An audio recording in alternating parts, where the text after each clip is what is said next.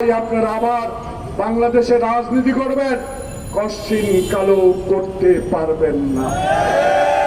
বাংলাদেশে মায়ের বুক খালি করা মা বাবাদের, যাদেরকে হত্যা করেছো তাদের মা বাবার কাছে ক্ষমা চাওয়া, সেটা না করে আজকে যে দেশটি, বাংলাদেশে যে দেশটিকে রাওয়ালপিন্ডি থেকে আমরা স্বাধীনতায় ছিনিয়ে এনেছিলাম, সেই স্বাধীনতাকে তুমি নস্যাৎ করে দিল্লির শাসনে নিয়ে যেতে চেয়েছিলে।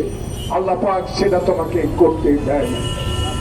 তাই আবু সাইদ খোকনের বিপ্লব, আবু সাইদ খোকনের এই বিপ্লব, তার রক্তের কথা চিরদিন আমরা মনে রাখবো। তাই আজকে বাংলাদেশের মানুষের কাছে আমাদের আবেদন, যে সাংবাদিকরা কথা বলতে পারেন নাই, রুনি সাগরকে নির্মমভাবে খুন করা হয়েছে, তার প্রতিবাদটুকু প্রেস ক্লাবের সামনে করতে পারেন নাই। আপনাদের লেখার স্বাধীনতা, কথা বলার স্বাধীনতা এখন ডক্টর ইউনূস দিয়েছে। মন খুলে কথা বলেন। যারা এখনো প্রেতাত্মা, তাদের বিরুদ্ধে কথা বলেন। মানুষ আপনাদেরকে শ্রদ্ধা করে, সম্মান করে।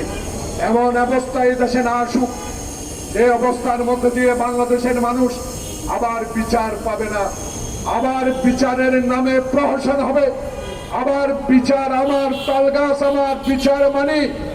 যদি বিচার পক্ষে না যায়, বিচারপতি রাজলাসী লাথি মারা, বিচারপতির অফিসের সামনে আজকে ময়লা ফেলে আপনারা যে উদাহরণ বাংলাদেশে সৃষ্টি করেছেন, আওয়ামী লীগ আপনাদেরকে মানুষ কোনোদিনও ক্ষমা করবে না।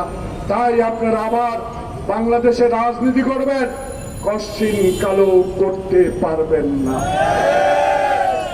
আগে ক্ষমা চান, আশা সারেন্ডার করেন। কোথায় আছেন একজন ইকো পার্কে, আরেকজন কোথায় জানি না, যার নির্দেশে যে হারুন, যে বিপ্লব, যে